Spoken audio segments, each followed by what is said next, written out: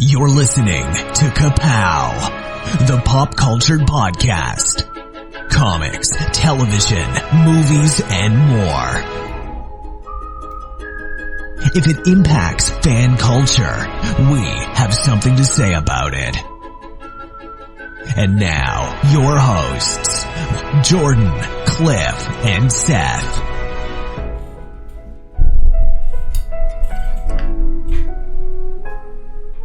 Hey everybody, and welcome back to Ka-Pow, the pop culture podcast. It's kind of a late night in the bunker.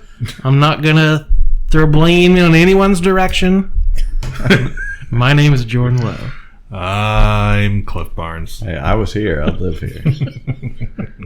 I was sitting there playing Spider-Man. Jordan came in, sat down, watched me play some Spider-Man. You forget one about an hour and a half time in later, 4 years. I was like, hey, what happened to Cliff? I think Cliff said when Riverdale ended, he thought we were done podcasting. Yeah, I was like, see you guys in October. Just wrap it up for the summer. Nothing else to do. But he finally remembered us, and he has all the equipment, and he's the only one that knows what cord plugs into what hole. Yeah. So other than that, it's just these two sitting in the dining room talking to each other. What a waste that would be. I don't talk to anybody if it's not being recorded. All right, so that's how much we have invested in you. Is we're gonna stay up all night getting through this. Probably. So what anything going on in the world? Where were you, Cliff? Were you something worthwhile? Well, yes, I was Socializing? I was socializing and partaking in lovely downtown Marietta's Merchant Walk tonight. Oh, I closed on time and got out of there. Some of us went to the dinner and stayed for the bar afterwards, and some people support downtown. we were sitting out on the patio just seeing all kinds of people we knew waving as they went strolling by. It was great. Good times. Cool. So, what are we talking about? Start off with some movies? Save Martha! Puny God. I'm just a kid from Brooklyn. I'm Batman. Kneel before Zod!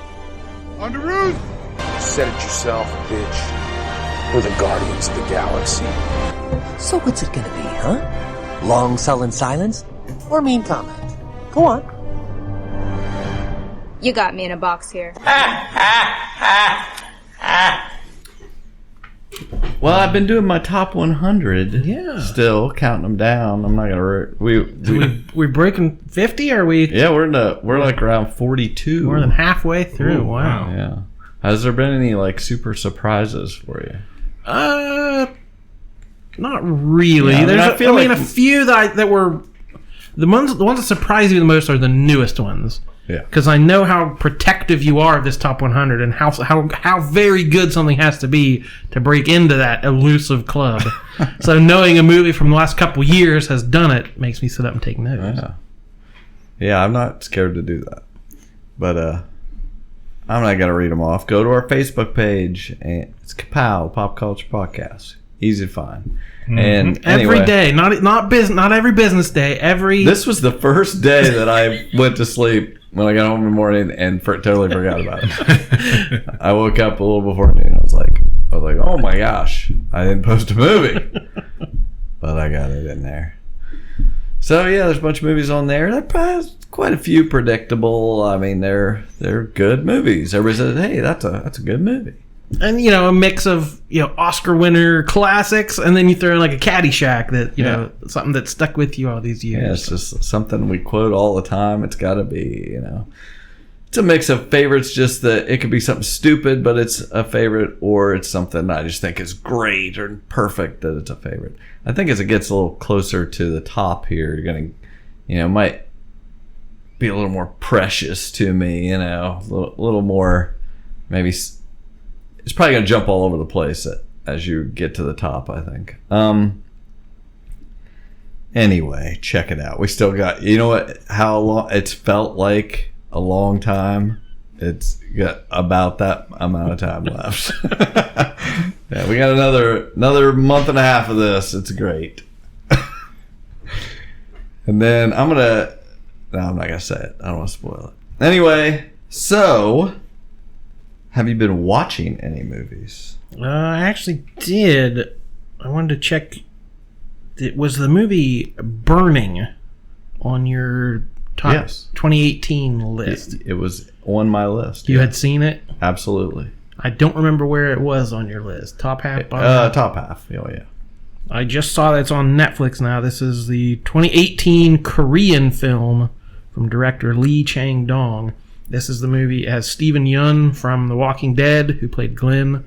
It's all in Korean. It's all subtitled, if that scares you away. But I remember the AV Club it was their top movie of 2018.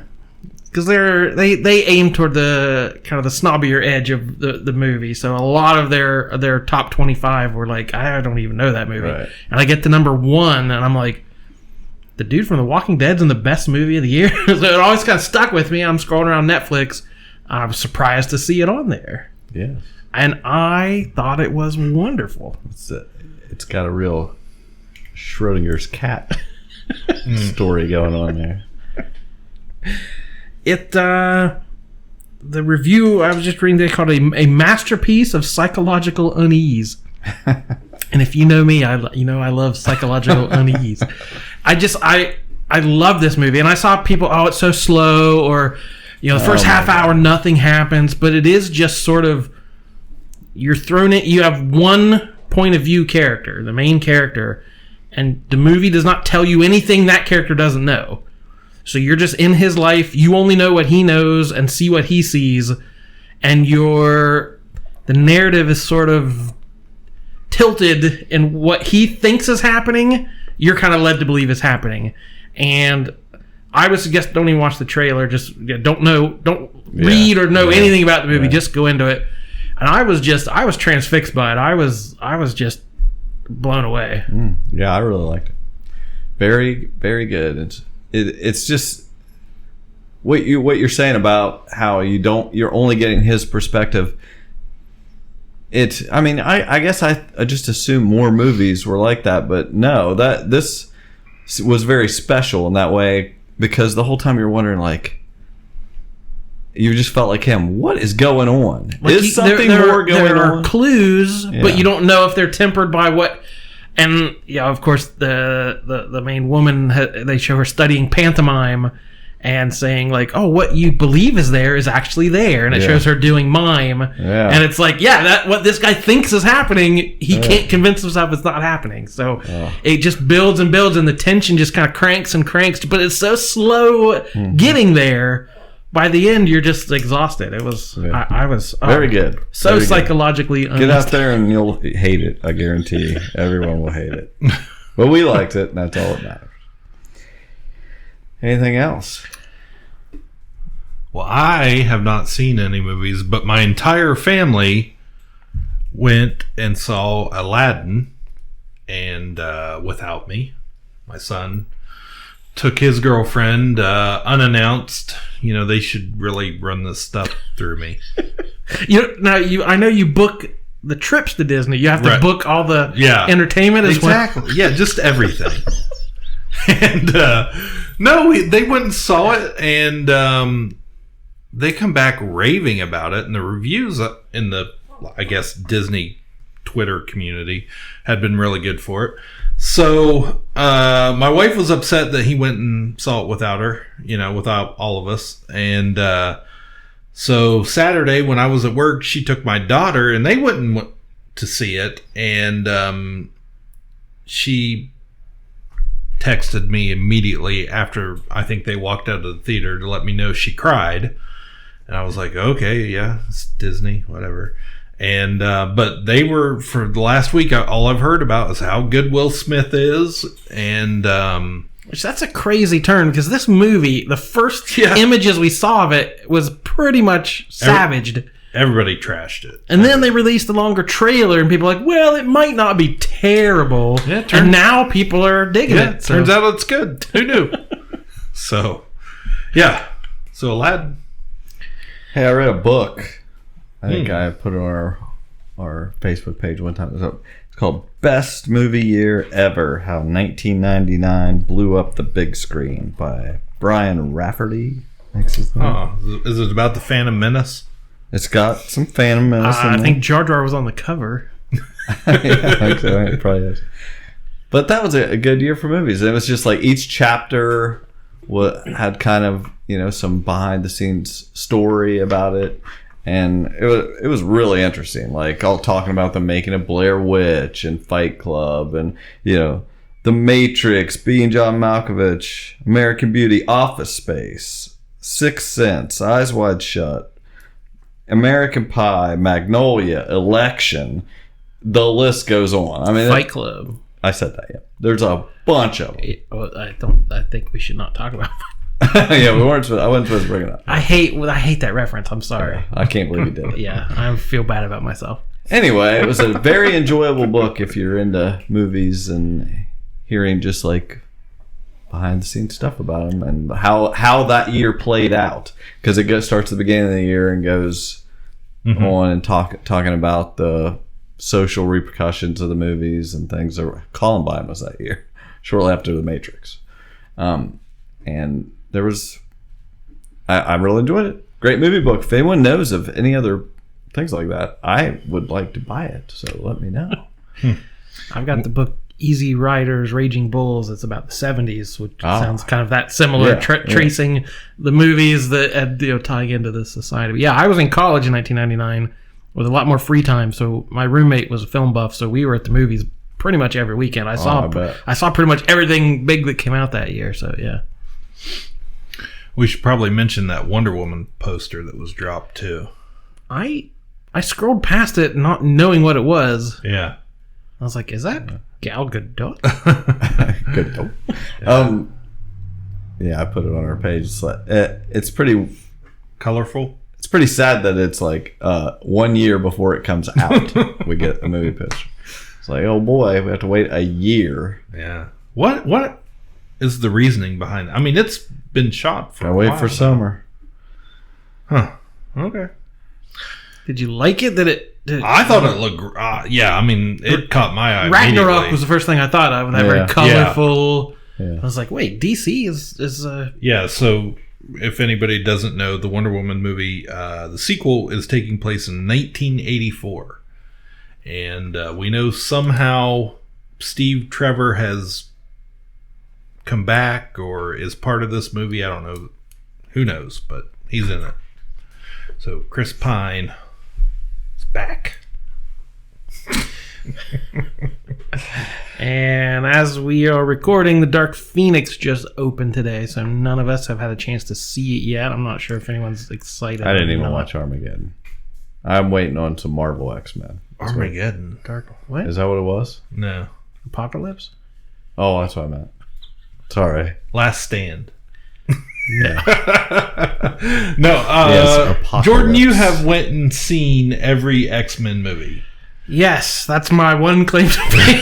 Oh, that's true, yeah. Yeah, so that's why we let him come back, because he's our correspondent. If $5 Tuesday, if I'm not busy that night, I might check. It might be worth a $5 trip. Yeah, it is not getting good reviews. Jimmy Kimmel had the whole cast on a couple nights ago, and I usually has to have something. Yeah, Disney. ABC, Disney. So I normally I don't like watching those because they do very spoilery things, or there's just nothing said. It's like, oh, you did pranks on set? Wow, tell me about that. But the interview starts with the entire cast, and Jimmy's like, well, I know it's not much of a spoiler, but I know your character dies in this movie. And they all kind of, and if you saw the trailer, they forecast it pretty obviously what happens. But like all the actors kind of look at each other awkwardly, and you hear this murmur in the audience, like, oh, I didn't know that. So like, and Jimmy's like, what did I say? So he literally came out and said, "Wow, hey, you actor, tell me what that's like dying in this movie that comes out in a couple days." Wow, that is insane. And I'm thinking that, the random people in an audience of a talk show, are they keeping track of the, they're not checking out the blogs and, oh, I heard this actor did this, it's crazy to assume people know anything about this stuff. But the news that was blowing up the comic sites today. Yes. Victoria Alonso. Oh, I thought you were going to tell me about how the cap numbering was all off. That was blowing up your. I was blowing up our messenger feed as I was complaining about a 2-year-old problem in the numbering of Captain America. He takes his legacy numbering very seriously, and if you throw a wrench into it, his system flies out the window. So I assumed that since I brought it up a year and a half too late, it had hit the news. People are scrambling to fix this issue. Anyway, they had all their mathematicians trying to crack the code. She is the Marvel Studios Executive Vice President of Production. And she was on a show on YouTube called Nuke the Fridge. I'm sure they have more listeners than we do. I've never heard of them. It was a 4.5-minute interview about the Captain Marvel Blu-ray release. That's all they were talking about. Okay. But like the interview is almost over, and the guy says, well, I know Marvel has the X-Men now, so can you give us any hint about what's coming up? And she says, just kind of a throwaway, off the cuff, nothing. She says, I don't know where the future is going. It's funny that people call it the X-Men. There's a lot of female superheroes in that X-Men group. I think it's outdated. So what happens? We had clickbait articles immediately rushed out, like X-Men will be, Marvel is changing. Sorry, Disney is changing the name of the X-Men. We've offended the people. The SJWs are taking over the world. So I don't think she said it. She just said it, and then the articles all ran with it, and then the comment sections went nuts. So I don't think it means anything. I doubt. When Disney launches, it won't be the X people or, just call it X Force. That's not gendered. So I think it's a mountain out of a molehill. But I scrolled down the video and on YouTube it said comments are disabled for this video. I thought that's for the best. Whatever. I like that she keeps doing this stuff and needling people because I think it's hilarious. I didn't click it the other day, but there was one saying she said that Captain Marvel could pick up Thor's hammer, and like everybody lost their mind and all this stuff. And I was like, she is just messing with you people like so hard. Oh, so funny. Anyway, we were gonna do something we haven't done in a while. From one feminist icon to another. That's right. One job forever? Look, I have one job on this lousy ship. It's stupid, but I'm gonna do it, okay? You tossers! You had one job to do! You just blew Jordan's mind. I didn't know what that clip was for years, and I just recently learned, and now I realize it's all coming together. Because Sigourney Weaver is in there, in that bumper, and that's who we're doing. Yeah, no real reason, nothing. She's okay. She didn't die. Yeah. Yep. We usually like to keep it to dead people.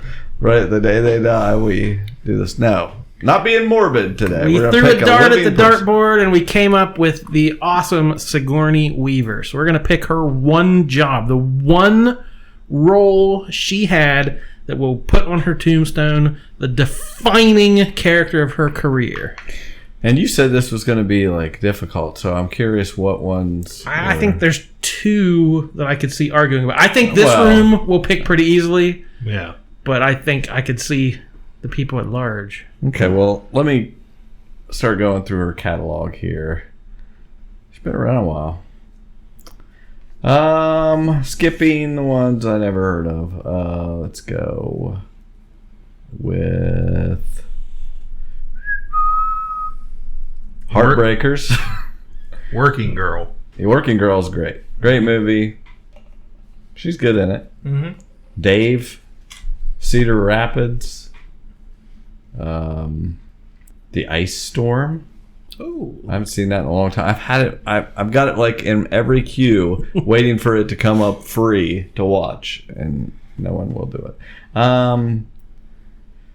The Village. I don't even remember her being in that. Yeah, she is, and she William Hurt's woman. Sexist. Sorry, his ex people. Chappie? She's in Chappie? No votes for Chappie tonight. Wow. She's in Annie Hall, I guess. I did not know that. Good. Ghostbusters, Wall-E. She did a voice in Wall-E. There's voices in Wall-E. Finding Dory. Who was she in Finding Dory? She was Sigourney Weaver. Oh, okay. She was the voice in the background at the aquarium. Okay. Hello? I'm Sigourney Weaver. Oh, hi, Sigourney. I need your help. Won't you please join us Oh, great. as we explore the wonders of the Pacific Ocean and the amazing life it holds within? With Sigourney Weaver, where are you? Yeah. I have an aunt, and I do too. my entire life, as long as I can remember, my dad used to teach her she cannot pronounce Sigourney. She has a mental block that, she can pronounce everything else just fine, but she would roll out Signornini and crazy stuff all the time when I was a kid, and we used to laugh so hard. So every time I see her, I think of my aunt trying to pronounce her first name. Well, we're down to the good stuff. Yeah, I mentioned Ghostbusters. Then there was also we forgot Avatar. Yep. And Galaxy Quest. And then we have the trilogy there of Alien movies. Isn't it a quadrilogy? Is she in 4 of them? I don't know. I don't know. I'm counting the ones that she's in. Alien, Aliens, and Alien Resurrection. I think there's a colon. Ripley? I don't want to hear about it, Bishop. She's alive. There's still time. In 19 minutes, this area is going to be a cloud of vapor the size of Nebraska. Hicks, don't let him leave. We ain't going anywhere. See you, Hicks. Dwayne. It's Dwayne. Ellen. Don't be gone long, Ellen.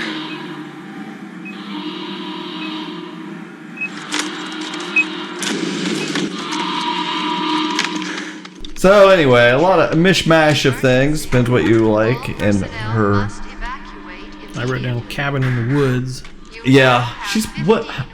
I see that, but I don't even barely remember. It's like at the end. It's the last 5 minutes of the movie. That's what she I thought. Comes she in was and explains what's happening. Yeah. And who was she on? What Netflix show was she on? She was she the bad guy in... Oh, yeah, The Defenders. Oh, was it Defenders? Yeah. Okay. She was like the immortal something. Yeah. The immortal something. She was in the Hand. Yeah. They leaned really hard into that, where they're like... Yeah. They're like... Oh, this is like... it's like the sunrise in Constantinople. It's like, don't you mean Istanbul? Yes, Istanbul. And it's like, okay, you've been around. They did that like 10 times, how she's been around for hundreds of years. Yeah. Just always brings that kind of gravitas, that kind of a class, tough lady role. I always think it's funny when we look at people's catalogs and you're like, there's so little there. And it feels like you've seen them a million times, but we've seen these movies a million times, I guess. Well, but like you said, she's been in the industry since the 70s. That's over 40 years. I love her. I like her every time I see her in something. Like you said, Working Girl. I love that movie. Yeah. But she's not it's not like she's the star of the movie or anything. She doesn't have a huge role in it. So it wouldn't be up there. My immediate thought was she has or had in Disney's old Hollywood Studios at the Great Movie Ride. She had the worst animatronic I have probably ever seen in my life. When in the alien scene, I'll vote for it. If you vote for it, I'll vote for it. Yeah, it's not That's good. her one job. She needs to replace that animatronic. That's right. Okay, well, I'll start it off here. Obviously, it's not going to be Resurrection. For me, it comes down to I like Galaxy Quest. That's great, but I don't think she doesn't own She's the not movie. the star. Yeah, and for me, it's either Alien or Aliens. Well, we get all of them. Well, it's true. If you pick Ripley, no-brainer. You get all. That's it. I forgot. Boom. Because I wrote down Aliens, not Alien. I was like, nope, it's got to be the second one. Or Ghostbusters, you get all versions. That's because true. we One just and- learned yeah. she's coming back for That's true. Ghostbusters 3. That's Oh, true. man. She will be in the upcoming troubled production they've been talking about for years. Yeah, that's true. Wow. There is no Dana, only Zool. Yes. Good.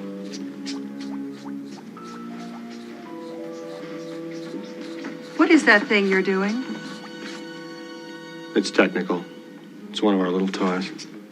I see. That's the bedroom, but nothing ever happened in there. What a crime. You know, you don't act like a scientist. They're usually pretty stiff. You're more like a game show host. Well, I would still pick Ripley.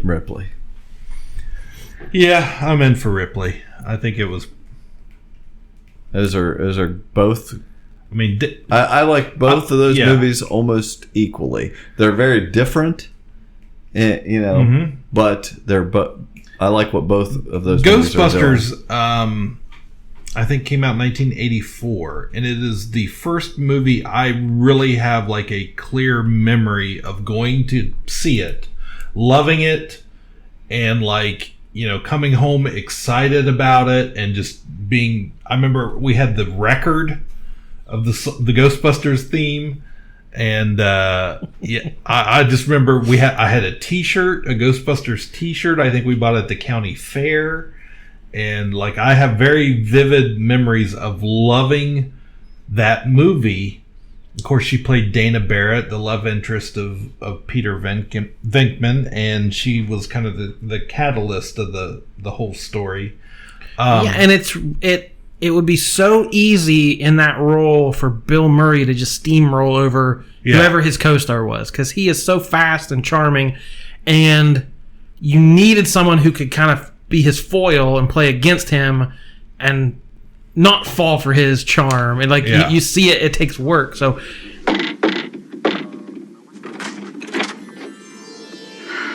Are you the keymaster? Yes. I'm a friend of his. He told me to meet him here. I didn't get your name. Name's Zool. I'm the gatekeeper. Oh.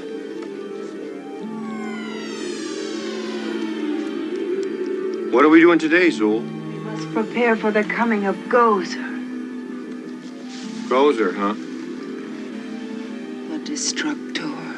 definitely it's the girlfriend role, it's the damsel in distress role, but that's not how she portrays it. Right. Because she's in over her head. She can't fight ghosts herself. She has no equipment or training like these professionals. But so it could have been some unknown actress, and just it's the typical girl we got to rescue role. Yeah. But I think she gave it much more than was on the page. And probably. I have seen that movie. That was the first time when we got a VCR. We had 3 movies. We had Wrath of Khan, Indiana Jones and the Temple of Doom, and Ghostbusters. And I watched all 3 of those movies relentlessly. You should have had Ghostbusters 2 because you just were just naming sequels. Yeah, we didn't follow the pattern there. So. Yeah, I didn't grow up watching Alien over and over the way I watch Ghostbusters. Mm-hmm. Right. So I think Ghostbusters has a more warm place in my heart, but I don't know how I vote against Ripley. Like I don't think you can. Prototypical like tough female butt kicking. We only have sci-fi. so many. Yeah. we need to get it on the list. So I think that's where we're at. So permanently carved on the tombstone. Right. Ellen. I must reiterate, she is alive. Right. As of this recording, she's fine, everyone. Yes. Yeah, she could still working. come back. But right now, Sigourney Weaver's one job will forever be Lieutenant Ellen Louise Ripley. Get away from her, you bitch!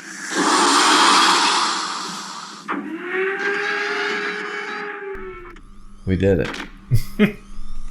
I think that's the quickest one job we've ever done. That's too. right. I expected more Ghostbusters argument. But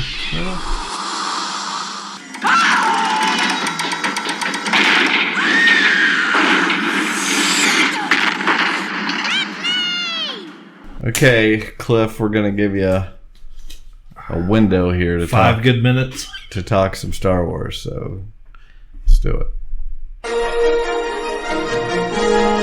Star Wars, nothing but Star Wars.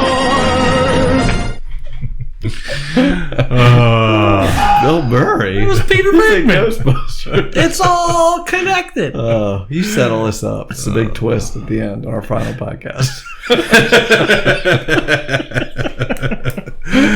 Yeah. So, Galaxy's Edge. The main reason I didn't bring notes, I forgot about the podcast, is because I have been sitting at home, sitting at work, watching live streams, watching vlogs, all from Disneyland this week because Star Wars Galaxy's Edge opened. Yeah, finally. I have to start with this question. I've been wanting to ask you all week, and I just want to know, how much money are you going to take? A lot. You're going to have to take a lot of money. Here's the thing, like, it's hard for me to really believe that it really exists at this point. It really is. It exists. And I had kind of like come into, we've been talking about it forever with this attitude and this idea of, you know what, I'm just going to do it. We're going to go. We're going to eat some food. We'll just enjoy it. No time for that. And do the rides and all that stuff. And then I'm like watching multiple build your own lightsaber videos, and I'm like, I got to do that. Yeah. Like, how can I not? $200 to get in the door. Yeah, $215. Yeah, and I'm like, scoping out. But like, how would I build it? When I go there, I'm building a lightsaber. Oh yeah, so that's pretty much after I watched a few videos of that. But then I went. I seriously, I've watched the videos too. I feel like I've already been through the whole place, but I'm like, I've been in the stores looking. Yeah. There is so much cool stuff in there. It's unbelievable how cool it is. I am just in awe. It's cool, Jordan. It's really cool. Like, I was sitting at home one night and it was out of my mind, and suddenly my phone went off and I'm like, live stream from a couple vloggers that were there on the media preview, not even before it opened, and they're live streaming, and I am like vibrating at home. I am so excited. I immediately stopped what we were doing, flipped it on, and I was glued for the rest of the night. And then I got up the next day, got to work, and I'm like, well, let's check out who else was there. And they're just people walking. They couldn't even do that much, but they were just walking around looking at stuff. And I'm just like, this looks unreal. So the concept of like spoilers does not come into it at all. You want to know what you're going to, you want to know what you're in for. Here's the thing, because not a lot, but a few people have like kind of thrown a fit about, I wanted to wait and see it for myself and come in fresh. I didn't click any of the videos. You don't have to watch the videos. But here's the thing. Here's the whole thing. Okay, this is Disneyland. It's a different park from Walt Disney World where I will be going. You have to plan. If you don't plan your vacation step by step at Walt Disney World, what are you doing with your life? Yeah, you're wasting your time. You're wasting your time and your money by even, trying to attempt that in this day and age. Disney has made it to where you have to have a game plan. And with something like this and these types of crowds that they're expecting, because we don't even know at this point how it's going to open up in Walt Disney World, opposed to, Disneyland, you had to have a reservation. You got to go in for a 4-hour time, one time.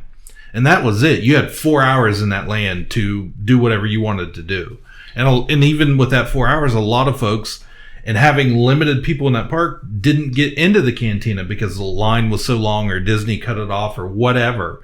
So yeah, that was because I was hoping somebody would ask me that. Yeah, even though it's going to be exactly the same land in Orlando, I have to have a plan. I need to have some sort of idea what I want to see, what I want to do, and what order I want to do it. and Disney doesn't try to tamp down at all on information getting out. They really didn't. I mean, like, they assume you're coming anyway. It's not like, oh, we can't reveal all these secrets. Nobody is not going to go because they saw these. Right. They're just going to say, wow, that's better than I thought it was. Yeah. And, I have not seen hardly any hate about it. Yeah. My only complaint, because trust me, I'm all on board. Yeah. It looks great. My only complaint is the cast. There's no aliens walking around. It literally, the entire cast is a bunch of failed actors in Hollywood. Now they do have just walking around, just with I think there's plenty of people walking around. We don't need to add any more bodies in my way. Well, but I mean, between me and the lightsaber store. But like if you see the cantina, which is awesome. And you're only be able to go in there so long, and you only have 2 drinks. Yeah, and that's totally cool. Keep it moving. And they've got the DJ in there playing DJ Rex playing from Star stuff. Tours. Nope. Here we go. Hello, folks. I'm DJ Rex. This may be your first time here, and it's mine too.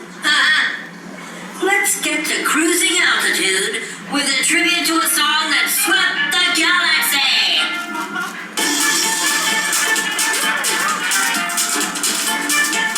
All great, but why? There's no aliens in there. In the cantina, no. Right, where there should be. That's exactly where they should be. But first and foremost. But then they also should be walking around. Now they do have like stormtroopers. They and have Kylo stormtroopers. Ren. Kylo, which is cool. Rey, Chewbacca, and they have one rebel. There's a rebel spy who. It's a Disney thing. The old Star Tours ride, there was always a rebel spy, but she is apparently. The story is she is Leia's rebel spy sent there to recruit people for the Resistance, and she wanders around, but she's really the only one because the droids that they have are intended to just roam free through the parks. They haven't deployed them yet because they were scared of the crowds, right, and not being able to move them around freely. But I guess what I don't like is what, I know what you're saying. You're saying you see all these main characters, which is great. Yeah, the kids are going to recognize stuff, but for Star Wars fans, they've spent all this time making this place look authentic, weathering the buildings. Everything looks great, and then you have Chewbacca and Rey and Kylo. No. I want aliens from Batu and all over the galaxy that I have to try to figure out where the heck they're from. Now, when you go in, there's a store, Doc Ondar's Den of Antiquities that we talked about. Now, when you go in that store, they have it. Doc Ondar is a hammerhead, and he is in there, and he is moving around. Up in a booth or whatever. Yeah, he's a figure, and he moves around and talks and is doing different things in his little behind his desk or whatever. I mean, there's no way to avoid. The place is going to be filled with tourists in Hawaiian shirts. Like, you're never going to be fully immersed like you want to be. Yeah, but you would hope. They could. They're so close. Yeah. They're so close. They're because the people that are working there, the staff does act like you are in Batu. They're not just going to talk about the fireworks, or you're going to have to drag it out of them. Right. You have to talk to them a little bit. When they're like, oh, well, we heard there was some sort of display going on off planet. When 8:30, you want to build your lightsaber, it's not an open shop. It is closed. They have 14 stations, but in order to go in there, it's described as metal scrappers, and like. They have a hidden little box there that has the different parts to the different lightsabers you can build. Yeah. And when you go up there, they're like, oh, you kind of have to be let in, but they will tell you, oh, yeah, you want to buy some scrap metal, that stuff like that. And if the stormtroopers are near, they're kind of, they play it off like, oh, just wait till they pass by. Don't say anything. that type of stuff. I mean, that's what I mean. They're pulling stuff like that off. So it's just they just need to go a little. Which I think what you're getting at is you really want to cut someone's arm off before you leave, right? Yeah. Well, I tell you what. I was watching was watching the live stream the right? other night, and the park was that section was basically empty, and the last people were in there, and she had her camera out, and off in the it's pretty much just you can hear the music playing and the different aliens talking that they pump in. And if you look back through the corner, you can just see two guys with lightsabers back here just battling out. I was like, that is the coolest thing ever right there. But it's going to be cool. It's just, I really am not trying to complain. I'm excited about the whole thing. I just hope that over time they start adding stuff like that. Yeah, they will. But it's not even done yet. That's the big thing. Right. This is just, they only have one ride. And we got to talk about the Millennium Falcon for a second here. We're watching some stuff, and my wife's like, she goes, what is the deal with these like 40-year-old men crying over this? And I'm just like, oh, you better get ready. I can't guarantee what's going to happen, what's going to come out of my mouth when I'm there and it's in front of me. Inside the Millennium Falcon. Oh. The dedication ceremony they had that first night, was actually really neat. They live streamed it. Disney Parks did. They had Bob Iger come out and, give a little spiel. And I thought, it'd be pretty cool if George was here, because he mentioned George a few times. And then here comes George Lucas, and he acted so much like he did not want to be there. Thank you, Bob. I'll first say you did a great job. Thank you very much. Coming from you, that means a lot. Well, it could have gone very bad. But it didn't. It's Star Tours on steroids at a level you can't possibly believe. And I'd also like to thank all the Imagineers and others here that made this thing possible, because it's the first time because I worked with the Imagineers a long time ago, and we did, everything was like it was in the olden days, where it was very hard to do anything. So now the technology is here. This thing is amazing. It's really something that you couldn't even dream about 20 years ago. So I hope you enjoy it. It was a great experience for me, and I think that you'll change your life. Thank you. But George come out, and then they bring Billy D out, and they're standing in front of the Falcon.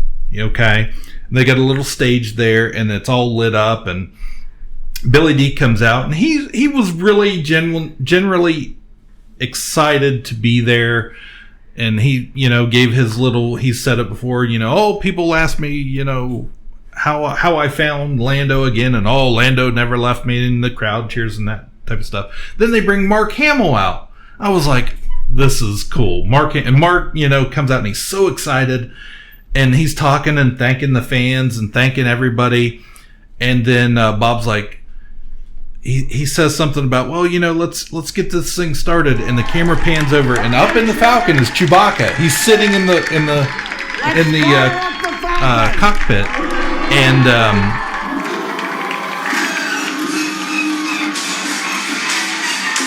they're like, Chewie, start it up, and you hear that, and this is just a little embarrassing. Is there somebody who knows how to fix this thing? And I was like, oh, that's kind of funny, whatever. No worries. And then Don't forget, this is the ship that made the Kessel Run in 12 parsecs, all right? That's right. You hear Harrison's voice. She may not look like much, but she's got it where it counts. And he comes up, and Harrison, and Harrison Ford normally for years ran from Star Wars. He didn't want any part of it. And I thought, wow, they must be paying him a lot of money to be there. He's just, because he got to die. He was happy. He got what he wanted. Was happy. So now he's back in it. So he comes out. He's like, I don't have to do these anymore. Harrison comes out, and Ford. All right. Can you help us out with this thing? I'll give it a try, Bob. They're like, well, he's like, can you help us out? And I was like, oh, he's gonna, hit the Falcon, and it's gonna start up or whatever. It was very predictable. Peter, this one's for you. But he kind of paused there for a minute, just as he's about to hit the Falcon, and he stopped and he goes, "Peter, this one's for you." And I thought, well, that's, Peter Mayhew just passed on. I was like, that's really cool of him to do. But by doing that, he totally messed up their like rhythm. Right. And it started up early. It started up early, and I was like, well, that's as good as we're gonna get. But I thoroughly enjoyed that, and like I said, it's just there's so much to see and do in this area already that I am so excited about. I want to build a lightsaber. I'm thinking about, well, maybe we should do the build a droid thing now. Yeah, you can build a droid. And it interacts. And in the Disney Play app, they have the control panels all throughout the land, and you can interact with those and turn things on. You're not going to have off. time for that crap. You're not going to have time for that the first time. Not the first time. No. But it's there, for future, which is good. You need to have stuff to come back for, Yeah, and there's plenty of ships. Kylo Ren has a ship there. There's a couple X-wing. There's an A-wing. The Falcon's there, and the Millennium Smugglers Run, the Millennium Falcon ride itself. It's better than I thought it was going to be. So you go in. Hondo Ohnaka, who is a character from Star Wars Clone Wars and Rebels, who's he's a smuggler pirate guy.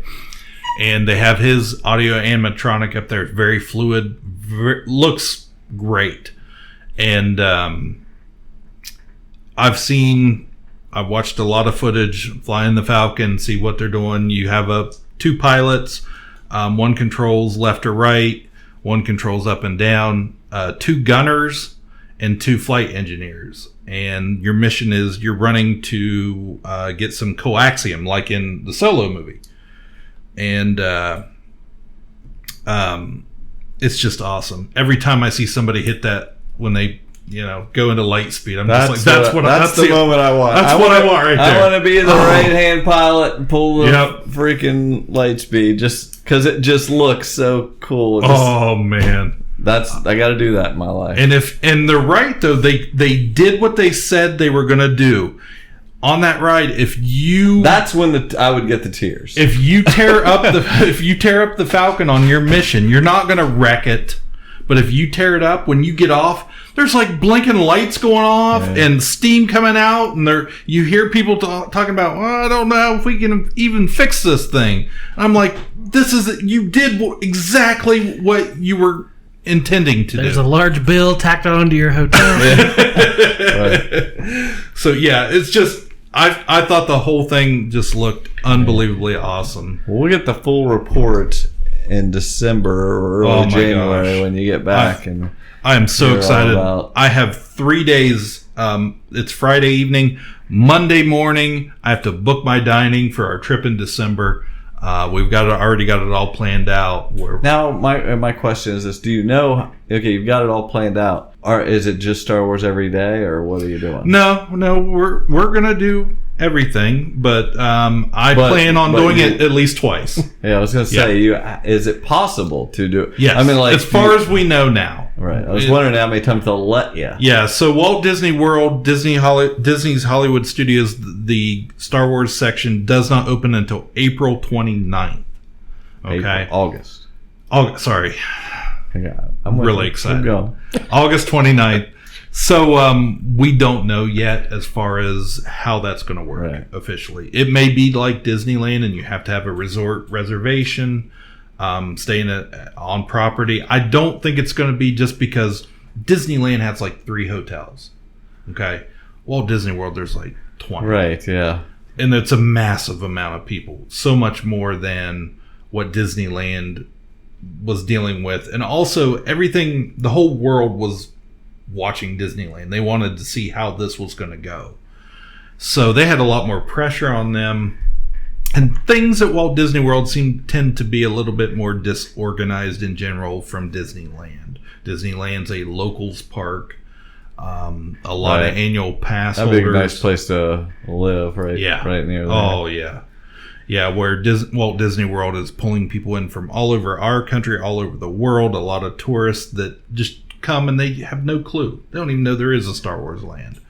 So we'll see what happens. But I know I would be able to stand without going a couple times while I was there. Yeah, as far as I'm concerned, just the shop. Yeah, seriously. Like literally, from watching it, there's many things that I'm like, it would take me hours to pour over all this stuff, and you're just letting me in to spend money. Yeah, that's pretty much it. I mean, it really is. I mean, it's really cool. There is a lot of cool stuff. Yeah, I just the theming in general is just, I was taken back. I mean, I knew, I should have known, what it was going to be like, but somehow until you really see it, and you see people going in and out and functioning and with the cast members and all the activities, different things you can do in the rides, until you really see it, it just didn't seem real. And then, like I said, I was just like, I can't stop watching this. It's been a week and I'm still watching it, even though I've seen, I'm just like, well, let's see how this person builds it. It's really affecting your job performance. Absolutely, it has. I'm playing Star Wars music at the store all day long. I'm just like, I don't care. So it's great. To your podcast. All right, we better stop. We could talk about my advice would be, if you ever really wanted to go to Avatar Land, now is the time. It is. Because it will be empty. Seriously, Disneyland, the rest of the park and California Adventure, they've been ghost towns. 10-minute waits for rides that are normally an hour plus. So fly them dragons, plug in your ponytails. Yeah. Have a good time. Yeah. Yeah. In a Sigourney Weaver movie. That's right. Full circle. I see you. All right, thanks for listening, everyone. We appreciate all of your amazing loyal listeners that are out there. You'll be even more loyal if you rate us 5 stars on iTunes and wrote a little review about how cool we are. You can find us on Twitter at the Ka-Pow Podcast or Facebook. You can email us. Yep. Ka-Pow, the Pop Cultured Podcast at gmail.com. So let us know what you're thinking. Are you excited for the Star Wars Land? What do you think? Make some guesses towards Seth's top 40 of his movies. Yeah. Tell him your favorite quotes from the movies he's laying out. We want to hear from you. So thank you once again. My name is Jordan Lowe. I'm Cliff Barnes. I'm Seth. Bye forever. Ka-Pow, the Pop Culture Podcast, is intended for entertainment and information purposes only. Sounds, music, and clips played during the podcast are property of copyright holders. All original content is property of www.udownwithkpp.com. Yeah, so I've already, I'm trying to decide how I'm going to document the first thing.